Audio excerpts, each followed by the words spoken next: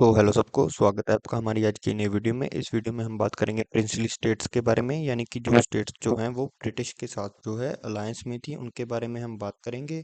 Video को शुरू करने से पहले आप अपनी पेन कॉपी अपने साथ ले लीजिए और इम्पोर्टेंट चीज़ों के नोट्स बनाते रहना। मैं आपको सब कुछ साथ साथ में बताता रहूँगा। तो चलिए शुरू करते हैं वीडियो को बिना आपका टाइम वेस्ट किए। उससे पहले आप वीडियो को लाइक ज़रूर कर दें और चैनल को सब्सक्राइब ज़रूर कर दें। तो जो प्रिंसली स्टेट्स हैं वो सेमी ऑटोनोमस रीजन्स होते थे, यानी कि जिनके पास अपनी खुद की जो है थोड़ी सी पावर होती थी।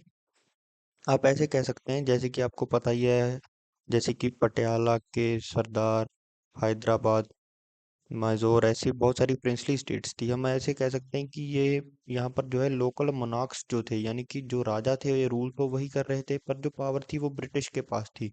और इसमें भी दो तरह के जो मोनार्क्स थे जो रूल कर रहे थे। एक तो वो थे जिनके पास बिल्कुल भी पावर नहीं थी, ना ही इन्फ्लुएंस थी, और एक वो थे जिनके पास पावर थी। तो चलिए अब हम आगे बढ़ते हैं।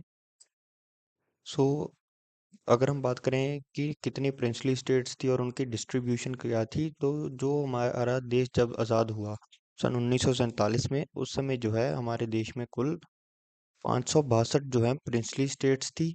और इनमें से जो है ये जो है 40%, यानी कि इनके अंदर जो एरिया आता था, ये 562 जो है प्रिंसली स्टेट्स, इनमें से कुछ ही थी जो इन्फ्लुएंशियल थी, बाकी तो हम कह सकते हैं कि नाम की प्रिंसली स्टेट्स थी।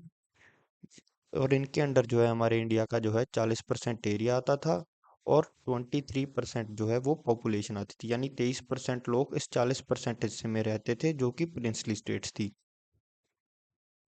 अगर हम स्टेट्स की बात करें जो कि बड़ी और पावरफुल थी, उनमें आती है सबसे ज़्यादा जो बड़ी और पावरफुल थी वो था हैदराबाद, और इसके साथ साथ आती हैं मैसूर, ग्वालियर और कश्मीर।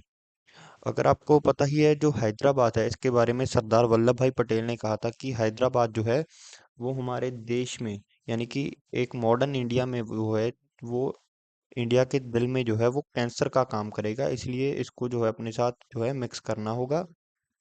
यानी कि हैदराबाद के जो उस समय के जो नवाब थे वो दुनिया के सबसे जो है अमीर लोगों में से एक थे। तो चलिए अब हम प्रिंसली स्टेट्स की तरफ अपना ध्यान लाते हैं और बात करते हैं कि प्रिंसली स्टेट्स जो हैं वो अपनी उनकी क्लासिफिकेशन जो अंग्रेज हैं वो कैसे करते थे। उनकी क्लासिफिकेशन जो है वो दो तरीके में होती थी, जिनको अंग्रेजों ने खुद की थी, यानी कि वो उनकी इंपॉर्टेंस और प्रिविलेजेस ब्रिटिश उनको किस तरह से देते थे। जो मेन है, यानी कि जिनके पास पावर थी और रुतबा था, हम कह सकते हैं इन्फ्लुएंस भी थी, वो आती हैं सल्यूट स्टेट्स, जिनको जो है ब्रिटिशर्स जो है वो गन सल्यूट्स देते थे, यानी कि जो mark of honour by British, यानी कि अंग्रेज उनको मान सम्मान भी देते थे और एडमिनिस्ट्रेशन में जो है इनका हिस्सा भी होता था।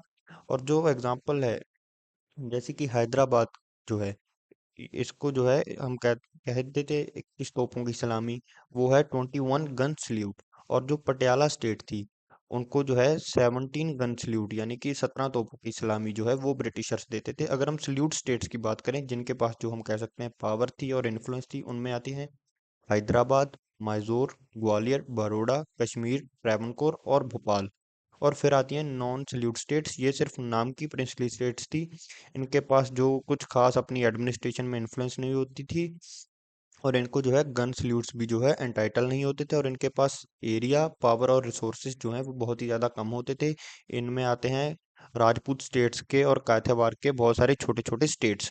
अब हम अगर बात करें ब्रिटिश का कंट्रोल जो है प्रिंसली स्टेट्स पर, वो कैसे डिफाइन किया जाता है, तो उसमें आती है पैरामाउंटेसी डॉक्ट्रिन। इसमें जो है वो प्रिंसली स्टेट्स हैं जिनके ऊपर जो है ब्रिटिश क्राउन की, यानी कि अंग्रेजों की जो है डायरेक्ट अथॉरिटी है, और वो सिर्फ हम कह सकते हैं कठपुतली हैं। और फिर आती है सब्सिडरी अलायंस, जिसको जो है इंट्रोड्यूस किया था लॉर्ड वेल्सली ने, ये इंपॉर्टेंट है याद रखना। और सब्सिडरी अलायंस के अंदर जो है वो रूलर्स थे जिन्होंने जो है ब्रिटिश की सुपरमेसी अपनी प्रोटेक्शन के तहत उनको दे दी थी, यानी कि एक ऐसा राजा जिसको किसी और दूसरे राजा से खतरा है, वो ब्रिटिश को अपना अलायंस बनाएगा, उनको टैक्स देगा, और वो उनकी सब्सिडरी अलायंस बन जाएगा। और इसके बदले में जो है अंग्रेज उनको उसके दूसरे दुश्मन से जो है वो प्रोटेक्ट करेंगे। और फिर आते हैं रेजिडेंट्स, और ये जो रेजिडेंट्स हैं वो कुछ ऐसे लोग होते थे जिनको अपॉइंट किया जाता था कि वो ब्रिटिश के इंटरेस्ट को जो है देखें। यानी कि अगर जो है आप जैसे कि एक स्टेट है ये, यहाँ तो ये ब्रिटिश की सब्सिडरी अलायंस बन गई, या पैरामाउंटेसी डॉक्ट्रिन के अंडर जो ब्रिटिश के अंडर आ गई। जो ब्रिटिशर्स हैं वो एक आदमी को जो है इसको अपॉइंट करेंगे, और इसके पास जो है ये सारा जो यहाँ का राजा है, अगर इसके पास कोई पावर है ही नहीं, यानी कि ये पैरामाउंटेसी डॉक्ट्रिन के अंडर आता है, तो फिर तो पूरी ही इसकी चलेगी, यानी कि ये सब कुछ देखेगा। अगर सब्सिडरी अलायंस है ये इंटरफेयर करेगा सभी के सभी एडमिनिस्ट्रेशन वाली चीज़ों में, और सबके ऊपर जो है अपनी नज़र बनाई रखेगा कि ये कहीं हमारे खिलाफ तो नहीं जा रहे। और फिर आता है फिर हम बात करेंगे प्रिंसली स्टेट्स का जो रोल है फ्रीडम स्ट्रगल में। तो घबराइए मत, इन्होंने कोई विद्रोह नहीं किया। ये जो है बिल्कुल ही हम कह सकते हैं ये अंग्रेज़ों के साथ ही थे लगभग सारे, क्योंकि ये बहुत अच्छे से अपनी ज़िंदगी बिता रहे थे। इनको अंग्रेज़ों की तरफ से जो है पेंशन मिलती थी, और खर्चा पानी मिलता था, इनकी अच्छी चलती थी। सफ़र तो जो है वो गरीब और आम लोग कर रहे थे। तो अब हम बात करेंगे सम रूलर सपोर्टेड ब्रिटिश राज, यानी कि अब हम कह सकते हैं सम नहीं, ज़्यादातर जो है वो ब्रिटिश राज को ही सपोर्ट करते थे। और कुछ जो हैं जैसे कि गायकावाड़ और वोडेयार्स, हमने गायकावाड़ और वोडेयार के बारे में भी, ये दोनों डायनेस्टीज के बारे में बहुत ही ज़्यादा ब्रीफ में बात की है। आप जा सकते हैं हमारी प्लेलिस्ट सेक्शन में, हमारे चैनल में जाइए, चैनल को सब्सक्राइब कीजिए और प्लेलिस्ट सेक्शन में जाइए, और मिडेवल एरा जो है मिडेवल हिस्ट्री है उसमें गायकवाड़ और वोडेयार्स को बहुत ही ब्रीफ में जो है एक्सप्लेन किया गया है। और इन दोनों डायनेस्टीज ने जो है मॉडर्न एडमिनिस्ट्रेशन पे है जो है अपना फोकस किया। और निज़ाम जो थे हैदराबाद के जो सबसे अमीर लोग और भोपाल के नवाब, ये जो है ये अंग्रेज़ों के बहुत ज़्यादा लॉयल थे। और जो है ये जो प्रिंसली स्टेट्स के राजा थे इनके खिलाफ जो है मूवमेंट्स भी शुरू हुई थी, वो थी प्रजा मंडल मूवमेंट्स। प्रजा होती है आम लोग, और मंडल हम कह सकते हैं एक ग्रुप, और मूवमेंट जो थी ये इनके खिलाफ थी, ये प्रिंसली रूल के खिलाफ थे, और ये चाहते थे कि इनके ऊपर जो है गवर्नेंस वो डेमोक्रेटिक हो। अगर हम बात करें फिर आता है साल 1947, हमारा देश हो जाता है आज़ाद। देश के होते हैं दो टुकड़े, इंडिया और पाकिस्तान। और इस समय जो है प्रिंसली स्टेट्स इनके पास जो है तीन हिस्से थे, या यानी कि तीन चॉइसेस थी, या तो ये इंडिया को ज्वाइन करें, पाकिस्तान को ज्वाइन करें, या फिर अपनी जो इंडिपेंडेंस है उसको बरकरार रखें। कश्मीर और हैदराबाद ने भी ऐसा करने की कोशिश की थी, और उन्होंने बाद में जो है बहुत सारे जो है हम कह सकते हैं ट्रबल्स को फेस भी किया, और सरदार वल्लभ भाई और बीपी मेनन ने इन स्टेट्स को जो है इंडिया में इंटीग्रेट करने के लिए बहुत ही अच्छा जो है रोल निभाया है। अगर आप सरदार वल्लभ भाई पटेल और जो काफ़ी मिशंस हुए थे, जैसे कि हैदराबाद को इंटीग्रेट करने के लिए ऑपरेशन पोलो हुआ था, जिसके बारे में मैं आगे भी बताऊंगा। इसके बारे में हमने सरदार वल्लभ भाई पटेल के ऊपर जो है स्पेशल एक वीडियो है, आप इसको मॉडर्न हिस्ट्री की जो प्लेलिस्ट है उसमें जाकर देख सकते हैं। हमने सभी के सभी मिशंस, यानी कि कैसे सारी प्रिंसली स्टेट्स को इंडिया में इंटीग्रेट किया गया, उसकी बात की है, हैदराबाद कश्मीर से लेके गोवा तक। तो चलिए अब हम बात करते हैं इंस्ट्रूमेंट ऑफ असेशन, यानी कि ये एक डॉक्यूमेंट है जिसको अगर कोई प्रिंसली स्टेट साइन करेगी वो इंडिया के साथ जो आ जाएगी। ये वो यानी कि ये वही डॉक्यूमेंट है जिसको जो है पटियाला स्टेट ने साइन किया, और वो जो है इंडिया के साथ आ गई। अगर हम बात करें states could retain autonomy in some internal matters, और इसमें जो है उनको कुछ जो है ऑटोनॉमी भी दी गई थी उनके इंटरनल मैटर्स के लिए।